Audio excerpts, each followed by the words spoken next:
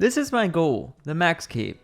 With the clock always ticking, I want to do it in the shortest gameplay time possible, as an Ironman.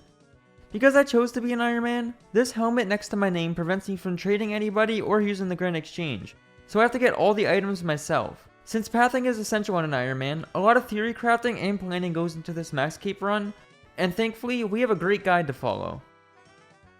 After completing Sins of the Father, the long-awaited grind is finally starting. With 448 hours clocked into our account so far, I'm now at Sepulchre, the best method for agility XP in terms of XP an hour, multiskilling, and GP. I spent a few minutes at the bank not knowing how to gear up because it's been so long and I wanted to make sure I had the right supplies. There's an infinite amount of things you can do with multiskilling here. You can cut gems, blow glass, attach bowstrings, literally any skilling that people do at a bank. The only difference is I'll be running on the course. Currently, what I want to do is bring a knife and my unnoted maple logs that I got from Kingdom. Each lap, I'll try to cut my entire inventory into arrow shafts and alch some noted gold bars for some passive magic XP. Let's go send this. For those unfamiliar with Sepulchre, this is the most engaging and in my opinion challenging skilling content in the game. If you've done it and gotten bad rates, you know how frustrating it could be. For early 4s, especially 1 and 2, it's pretty brain dead and all that matters is you have tile markers to click. The way the 4s work is that as soon as somebody steps into the 4, all the traps fire at the same time and stay on that cycle. As long as you are the first person to enter the 4, which is why it's essential for you to have your own world, you can time yourself to go over the traps because they are static, so long as you don't lose any ticks running. Take this lap as an example. Since I've lost 0 ticks since I've entered this room, I beat this sword by exactly 0.6 seconds, which happens every single time I get this path, so long as nobody else is in my world. If you're tick perfect, you can skip a lot of obstacles just like that, especially on 4s 1 to 3. However, this is not a guide. But if you wish to use my tiles, I will add them to the description. Additionally, the way I learned this a year ago is I used Hebox's skilling video on this, where he shows an example of how to do each 4 if it's static perfectly. I will also throw that in the description. I know in the past I've been asked to make an in-depth guide here, however, this time you guys have my word. Once I'm 99 agility, I am certain you can expect a very in-depth guide, so be ready for that. You may be wondering, where does the GP here actually come from? So far, I've only ran across, dodged stuff, cut maple logs, and alched. Well, across each 4 are scattered coffins that we can loot. Each coffin rolls differently on the drop table, scaled accordingly to the difficulty of the 4. Because of this, it's never worth to loot 4 1 and 2, and you only want to loot 4 3 in the beginning. 4 3 loot isn't good. However, looting anything gives you hollowed marks, the currency to use the shop here. There's items you can buy from this shop to speed up looting on 4 4 and above, so our goal is going to be to get the hollowed hammer, focus, and ring before 82 agility. 4 3 has 2 sides you can spawn on, and it's random. When I land on the eastern side, I can't loot anything because the coffin is behind a brazier obstacle, which requires 2 vampire dust to access. Guess what? I'm an Ironman, so I can't use the Grand Exchange, and I sure as hell don't have any of those that I've gotten myself. Whenever I get this side, I just run right past the coffin and hope for better luck next time. The west side is the best side though, because the coffin is behind an enchant obstacle, which I only need enchant runes to get past. At least, until this shit happens. That's right, it's possible to fail, and if you fail twice, it's broken until next lap. There's no information whatsoever on the success rate of this, but we don't care that much because after 100 marks, we can't fail anymore. Getting a fat 8k fletch XP per hour, here's our first multi-skill level, 66 fletching. For those unfamiliar with Ironman mode, the fletching XP that I'm getting now is very irrelevant. The things I'm cutting maple logs into, arrow shafts, can then be fletched into headless arrows, which are then finally fletched into broad arrows. The final creation, broad arrows, is where most of the fletching XP comes from. The minimal Fletch XP that I'm getting now is just the beginning of the Ironman process. Following that is another multi-skill level, 78 magic. And then 77 agility. And after 75 to 77 agility, only looting this one obstacle, I managed to get enough marks for my first purchase, the Hollowed Focus. When wielding the Hollow Focus, you are guaranteed to succeed in enchanting the portal on your first try. Since we don't have access to floor 4 yet, and this is the only obstacle we are looting, this was an obvious first purchase.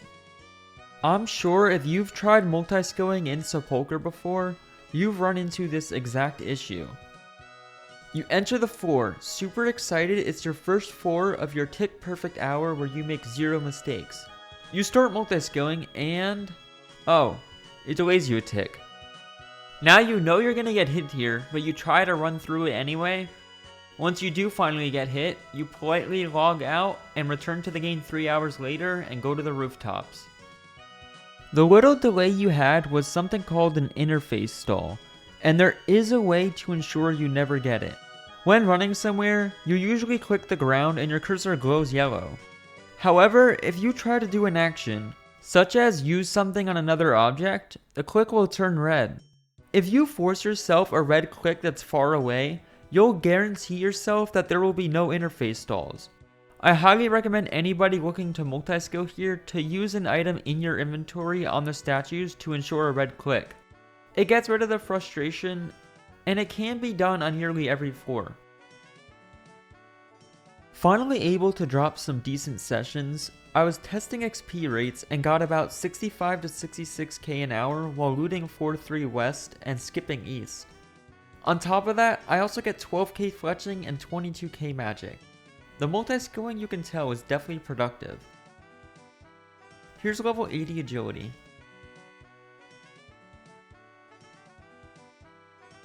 Not long after that, we had 250 marks, so it was time for our next purchase, the Hollowed Ring. This ring is really nice to have before the hard floors, floor 4 and 5, because with it equipped, you spend less time recovering from failing while getting hit by an obstacle, which happens a lot when you're someone like me. 100 marks later, still under level 82, it was time for the final purchase before floor 4, the Hollowed Hammer. Currently, this is useless. However, when I get to the bridge obstacle on the next floor, it'll guarantee me to not fail getting over the bridge. I'm about to hit 81 agility. I unlock floor 4 at 82, but I do want to stop a little bit before. Mourning's End Part 2 rewards 60,000 agility XP. It would be better to get this XP reward before 82, because my XP an hour is going to increase, so it's more valuable at the moment. Mourning's End Part 2 also requires the Death Talisman, which is impossible to get on an Ironman, although there are alternatives. If you go to the Guardians of the Rift, you have a 1 in 200 chance of getting a talisman for the Death Altar. 200 rolls is a lot, and while I do need to do more than that later on in the account, it's extremely inefficient to do with my current setup. However, I do need 59 Runecrafting for Lumber's Diary sometime soon. So I figured, why not head over there for 59 Runecrafting and try my luck? Let's grab 81 agility and go. First order of business to prepare for Guardians of the Rift, I need a large pouch. Killing abyssal creatures is the best way to go about that, and the ones with 10 HP have the same drop rate as the other ones, so it's best to only kill them when you're trying to get a pouch. After a nice 36 kills, we got our pouch before drop rate. Next order of business, switch to Lunars for Magic Imbue. Then we had to buy some Astro Runes, both for Magic Imbue and something else later on. And once they were all bought, I made my way to start gaming. I'm doing a method called Small Teams Guardians of the Rift. This is a method that has recently become very popular when Hebox did 99 Runecrafting on his Ultimate Ironman. The idea is that you rush game completes for maximum XP and points per hour. The Mass Worlds have awfully long games due to Ironman leeching, but each game has a big XP drop at the end. So essentially, the more games an hour you can complete, the better XP you'll get. With a team of 4 to 5 people, you are usually able to complete 8 to 9 games an hour. Hebox did create a Discord to form teams for this, and I will put it in the description. However, I do need to put a disclaimer. The only way teams can get the fastest game is to have high runecrafting and better pouches. So for the most part, to get the max efficient teams, you are required to have 85 runecrafting and the needle. While that is the best teams, you can still find teams with 75 or even 50 runecrafting if you're lucky, though they might not be as efficient, but still definitely better than the leeching Ironmen in the Mass Worlds. For just about every runecrafting level that I'm about to show, up until the last 15 minutes of playing, I still had no clue how to play this minigame.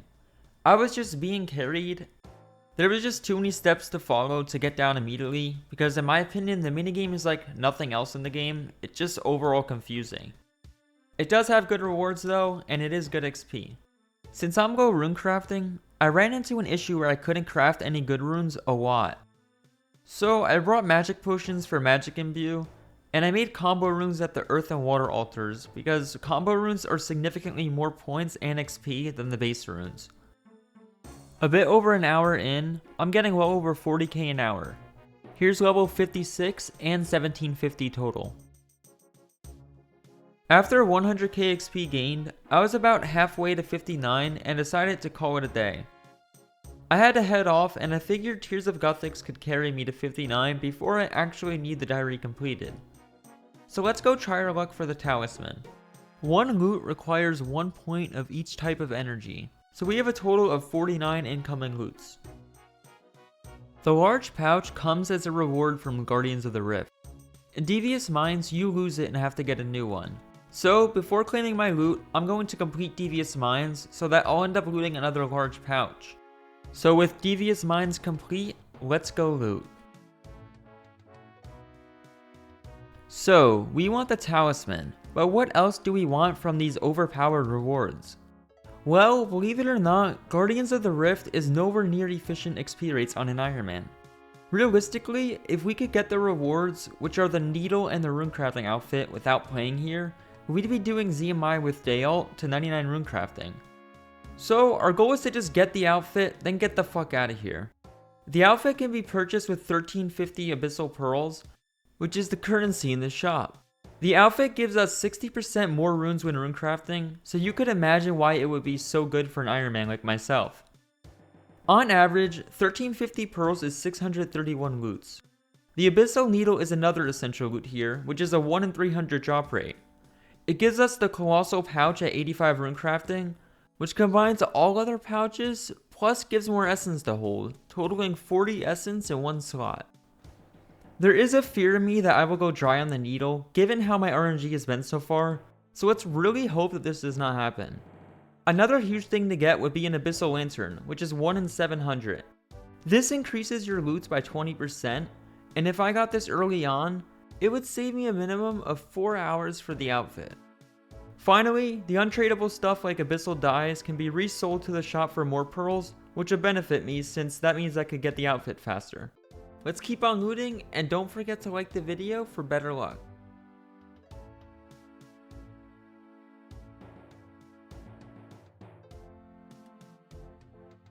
Let's fucking go! We got the Abyssal Needle. Now we are guaranteed to get the outfit after 1350 pearls, so we don't need to worry about staying here longer.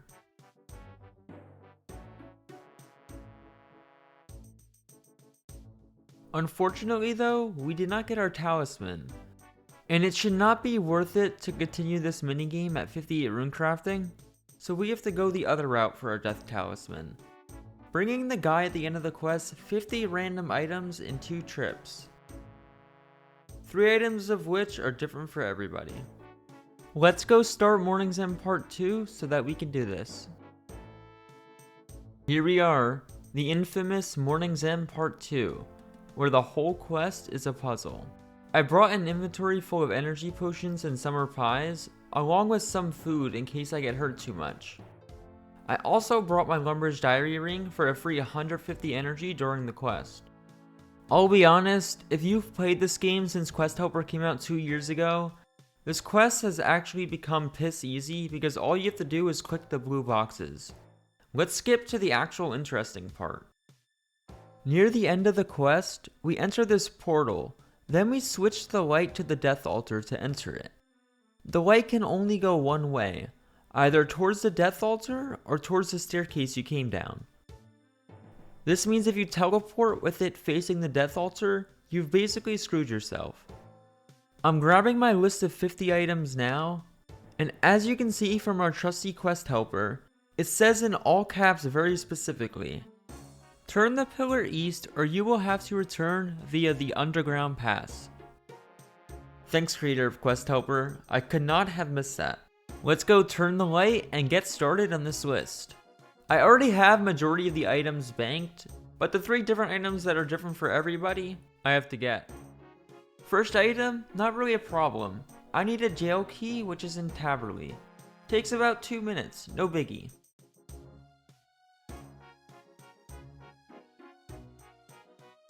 Next, the crumbling tome which is right at Barrows. Not really a problem, takes about a minute. The last random item, which I think I got lucky with, was an agility ticket. This takes about 3 minutes including time to get here, whereas if I had to do a Castle Wars ticket, it would have taken me 20 minutes for one game.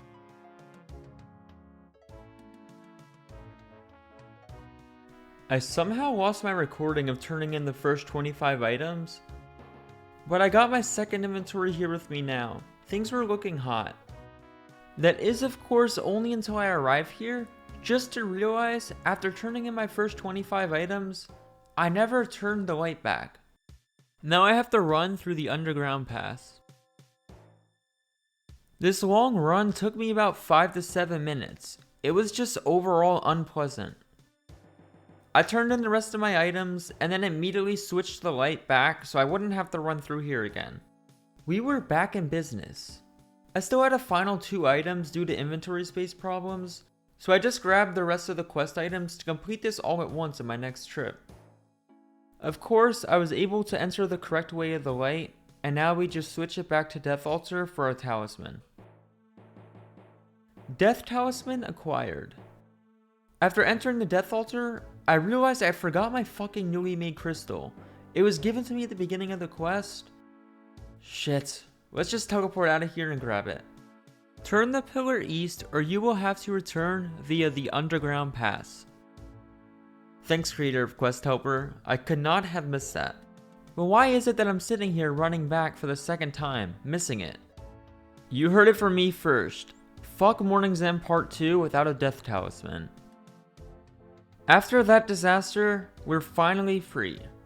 Quest completed and 60k agility XP pre-82 agility has been achieved. Around level 80 agility, I started a new grind. I need to bank as much range XP as possible, and as an Ironman with the helmet next to my name, I have to hunt my own chins for range. In a perfect world, I'll want all 28,000 chins needed for 98 range before 92 agility. But getting that many in a short period of time can prove to be challenging. For starters, black chins are in the wilderness. Not only that, but I'm also 91 combat, basically the worst combat level to be, as everybody between 60 to 124 combat can hit me. If you saw my announcement video, you'll know that I am officially a full-time content creator now. So the good news about this grind is that now we can at least grind between 1 AM and 7 AM and not get fucked in the office the next day. It's awful to go here during normal hours for UK or US people, as there's just way too many PKers. For the time being, a friend has been helping me out with tagging the PKers so that I can safely move away, but the trouble of having to leave every time still hurts my XP rate significantly. Here I am hitting 84 Hunter. After having 1,000 chins in my inventory, it probably is worth it to bank, just in case the off chance I get attacked and somehow die, which is still unfortunately possible since after all, it is the wilderness. To bank, I simply run to level 30 wilderness and use my chin stack on the imp in a box, and it banks all of them. That's already 1k out of 28, life is good. I really do have to never leave here until I get attacked. Here's already level 85. Not long after, I was left without protection. Apparently some people sleep, which is this thing where like you XP waste for 7-8 hours. It didn't really seem appealing to me, but I was thinking I might try it after this series. Since I was risking 500 chins and didn't have protection, just after seeing a couple red dots, I decided not to risk it and just log out. This is how every night for the next 2 weeks is going to go. 86 Hunter. And I managed to actually go all the way until 89 Hunter. Returning to agility, now that I'm about to hit level 82, we're going to be unlocking the bridge obstacle. Now, this one can use different nails and planks, but the higher tier, the more XP you get per bridge. I want to use all of my adamantite bars on nails. Hopefully, all of these banked bars that I had will last me until 92 agility. Coming up to the last of my bars, I got 2.9k nails. Let's go finish up 82 agility so we can start using these. And there we go, 82 agility. Now, the big boy floors start. This is a great time to end the episode, so let's do a recap of all of our gains. On the left are my stats from last episode, the middle are my current stats, and the right is an easier visual for the gains. All of these level ups put us at 384 EHP, or about 25% of the way to max. Our chin stack is currently about 7k, so hopefully by the time we hit 92 agility, we will have an additional 20,000 black chins. There's definitely a lot of heavy gaming coming up, and if you want to watch it live, don't forget to check out my Twitch on the screen or in the description below, as I will be streaming immediately after this video is live. That would be all today, folks. As always, TY for watching. Don't forget to like, comment, and subscribe if you enjoyed it, and I will see you all next time. Peace out.